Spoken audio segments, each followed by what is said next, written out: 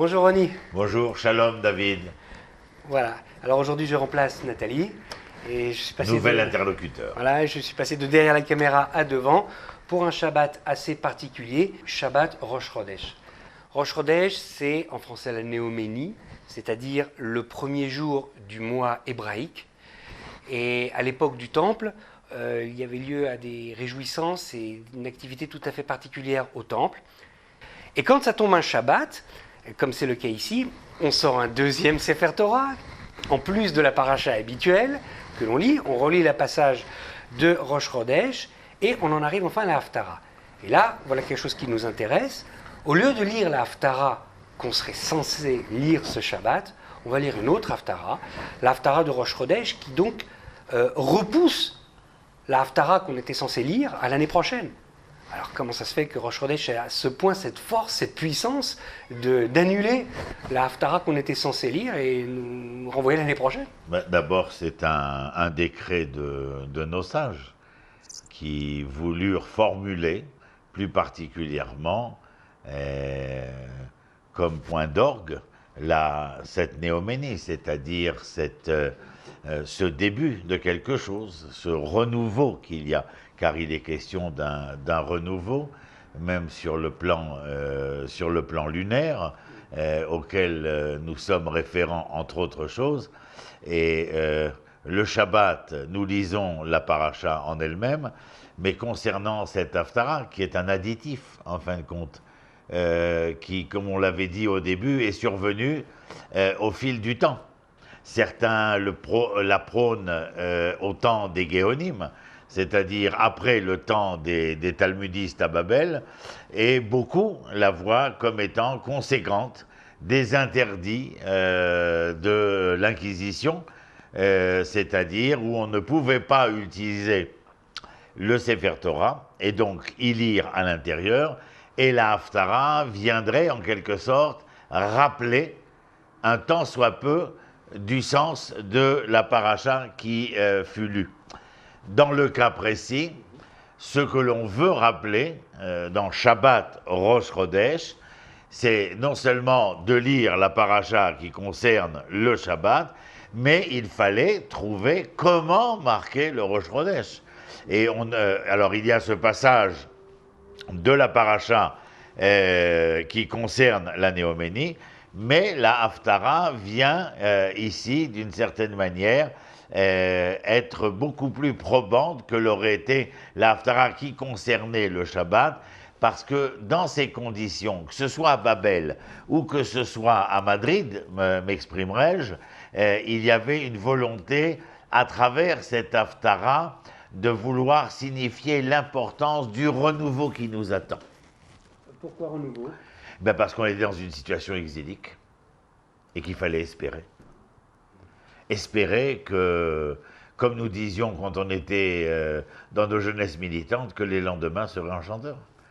Parce que la situation est ici suffisamment complexe et sujette à tous les problèmes inhérents à l'exil que nous connaîtrons pendant 2000 ans.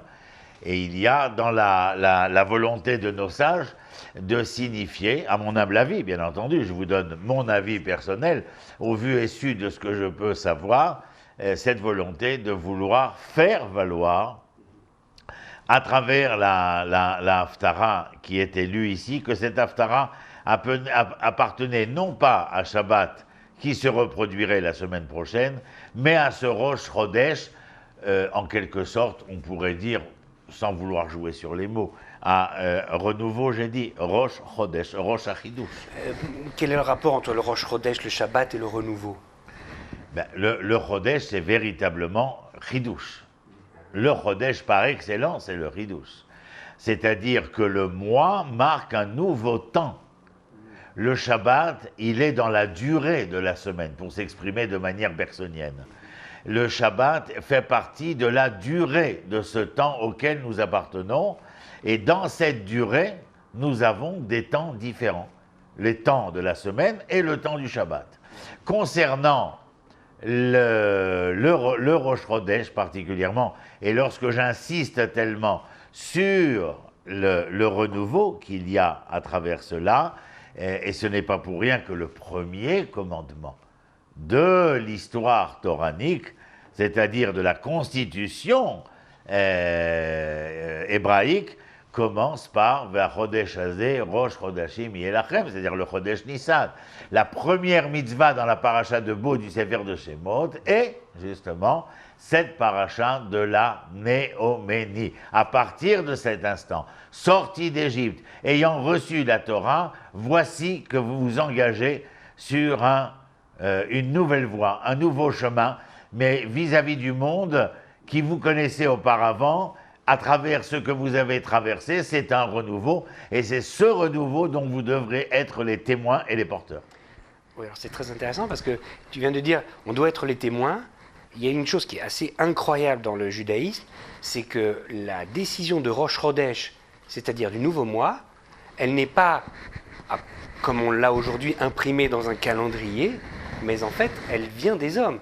Au vu et su de l'homme. C'est-à-dire que finalement, c'est l'homme et non plus Dieu. Dieu laisse à l'homme la possibilité de décider de son calendrier, puisque si je décide que le mois décide tel jour et pas tel jour, c'est tout ce qui va en découler. C'est-à-dire que le Yom Kippour et les jours fériés vont tomber Absolument. À telle date et pas à telle autre date. Et j'ai une responsabilité, une complicité avec Dieu. Mon cher David, le temps appartient à l'homme. Nous ne commençons à compter que lorsque l'homme est. Nous n'avons pas de référent de comptabilité d'heures, de secondes, de minutes, de jours, de semaines, de mois, d'années, de siècles, si ce n'est que par la présence de l'hominidé premier, devenu l'homo sapiens que nous connaissons. Et c'est lui qui, de par la volonté créatrice, Asher bara Elohim la'asot, quand je termine le kiddush, je n'y mets pas un point, je laisse sous-entendre des points de suspension. Le temps est suspendu, le temps de l'éternité du Créateur est suspendu pour permettre à son premier collaborateur, cet homme-là, à partir du temps éternel qui appartient à Dieu, de donner à l'homme une participation au rythme du temps. Oui. Et si l'espace est cette espèce de contenant à même de pouvoir recevoir l'intimité, le savoir, la connaissance, le sens, l'identité, la densité, le temps est lui plus particulièrement, parce qu'entre les mains de l'homme, celui qui va devoir rythmer, non pas seulement le temps de l'homme, mais l'identité intimement liée au temps de cet homme-là. C'est-à-dire qu'à travers le temps, l'homme va devoir être capable de faire valoir sa collaboration avec le divin créateur, et cette collaboration devra être mise en valeur par la pleine et réelle affirmation de qui suis-je. Oui, on m'avait toujours enseigné que Rosh Chodesh, c'est le moment du changement de la lune en fait. Et il y a un message très beau derrière qu'on enseigne toujours chez les Chassidim, c'est au moment où tu vois que la lune est vide, donc tu pourrais désespérer, mais non, tu sais qu'elle va recommencer. Et là, c'est un message qui est très très fort par rapport au judaïsme. Ça explique aussi ce qu'on appelle la prière de la lune. Quand j'étais jeune, je ne comprenais pas cette prière. Je dis quoi, c'est de l'idolâtrie. Et on m'a enseigné après, non, il y a un problème d'éducation, on enseigne mal. La façon dont il faut parler de la prière de la lune, ce n'est pas la prière de la lune, c'est la prière du renouvellement. Et de même que Dieu renouvelle la lune, et donc au cours de ce mois, elle va changer de forme, et bien de même, au cours de ce mois, tout peut changer pour toi. Ne crois pas que tout est déterminé. Chez nous, il n'y a pas de Mektoub. Pas du tout. D'ailleurs, tout au cours de cette année d'Haftarot, à chaque fois, tu revenais souvent sur ce thème que l'homme a une responsabilité, l'homme peut changer les choses, l'homme peut agir. Et de même que la lune change, ton destin aussi peut changer. À toi d'en prendre Mais je dirais même plus, David. Tu me fais penser que le fait de voir le croissant dans son infinitésimale luminosité n'est aussi que la lecture d'un temps. Mais en sachant qu'elle ne peut être représentée, on va dire, il ne peut être, le clair de lune ne peut être représentatif que de la lecture d'un temps mais tout en étant celui qui, conscient d'être le propriétaire du temps de l'homme, du temps qui est le sien, il sait que ce temps peut se réduire à l'infiniment petit, mais il ne le fait que parce qu'il existe, il est dans la loi naturellement exposée et créée du temps éternel, qu'il y a, comment dire, pour employer une expression nietzschéenne, l'éternel retour. Et cet éternel retour, c'est justement ce que nous connaissons à travers ce que nous apercevons de la Lune. Mais lorsque tu regardes la Lune, et que tu n'es pas dans la Lune, mais que tu regardes la Lune, même en voyant ce clair de Lune, ce infini petitement croissant, eh bien, tu sais que ce n'est que le reflet d'une lecture d'un temps particulier. Car dans quelques jours, dans encore plus que quelques jours, il y aura une toute autre lecture de ce temps et la lumière sera tout autre. Alors, ce que tu dis, c'est magnifique parce que ça me permet finalement de mieux comprendre cette Haftara. Pourquoi? Parce que cette Haftara a une chose qui m'a un petit peu surprise. Au cours de cette année, j'ai vu, on a différents types de Haftarot. On a des Haftarot qui sont soit des remontrances, soit au contraire des Haftarot qui sont des reproches par rapport aux hommes, soit à leur hypocrisie vis-à-vis des autres, soit au contraire des Haftarot de réconfort, soit des Haftarot où on parle de la gloire future, gloire d'Israël, gloire de Jérusalem, gloire de Dieu, des Haftarot qui nous parlent du retour. Elles sont toutes différentes. Et là, cette Haftara a une particularité, que c'est une espèce de patchwork où on a un petit peu de tout. Et je me suis dit au début, mais c'est quoi cette salade? Et en fait, là, finalement, avec ce que tu dis, j'ai un nouveau regard là-dessus. Je me dis, mais en fait, non. Puisque au cours de ce mois, on va avoir un cycle complet de la Lune, où on va avoir tous les aspects de la chose, et bien là, cette Haftara nous donne un petit peu tous les aspects des Haftarot, et c'est à nous de choisir avec nos actions, et en fonction des choix que l'on va faire. Oui, je crois il n'est pas question simplement de devoir choisir quelque chose. D'abord, il faut exposer qu'il y a une très grande divergence de vues entre les bibliophiles dans le monde. À savoir que jusqu'au chapitre 40, nous parlons de l'écriture d'Ésaïe, chez Isaïe, et pour beaucoup, à partir du chapitre 40, ce qu'ils appellent le deutéro-Isaïe, c'est-à-dire que ce ne serait pas le même Isaïe qui aurait écrit cela. Enfin, nous considérons personnellement que le texte est isaïque dans son propos tout au long de son livre, malgré que ici nous sommes véritablement à la fin. Je regarde, nous sommes au chapitre 66, et c'est en fin de compte, c'est le bouquet final dont tu me parles. Ce patchwork dont tu me parles, c'est un bouquet final. Et dans ce bouquet final, il y a l'exil, il y a la délivrance, il y a le culte, et il y a l'inculte. Il y a celui qui pourrait être homme, et celui qui pourrait passer à côté de pouvoir être l'homme.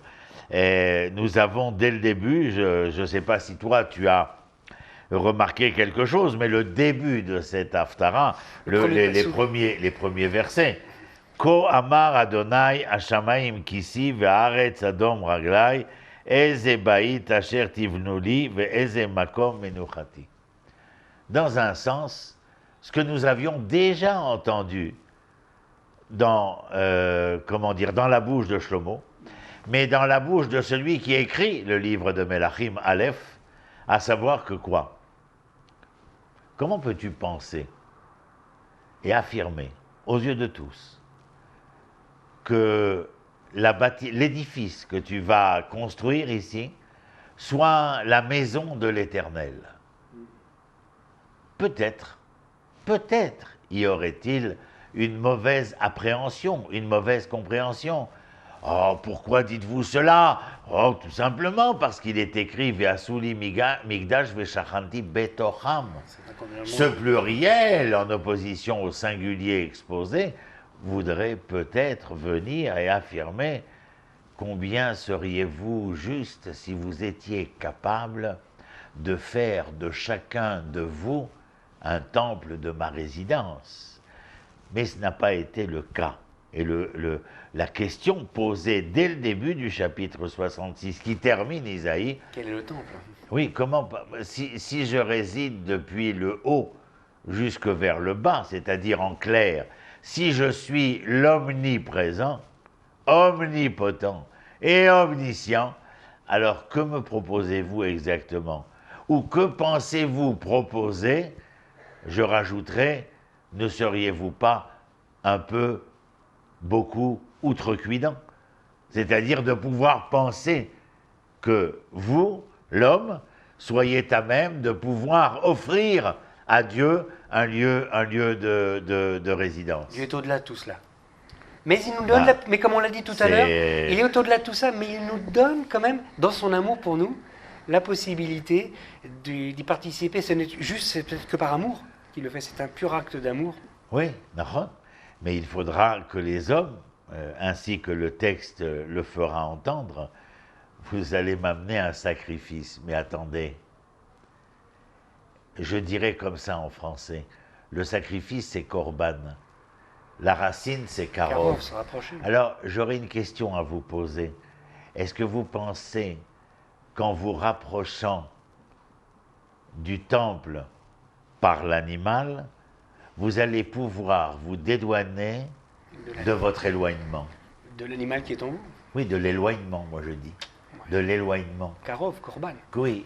Alors vous amenez quelque chose qui viendrait prouver la proximité, alors que ceux qui viendraient dans un geste cultuel affirmer la proximité, ils sont dans la réalité bien éloignés. Voilà. Sur ce, il ne me reste plus qu'à te souhaiter et à nous souhaiter Chodesh Tov. Chodesh Tov. Merci David. À bientôt Ronnie. Toda Rabba.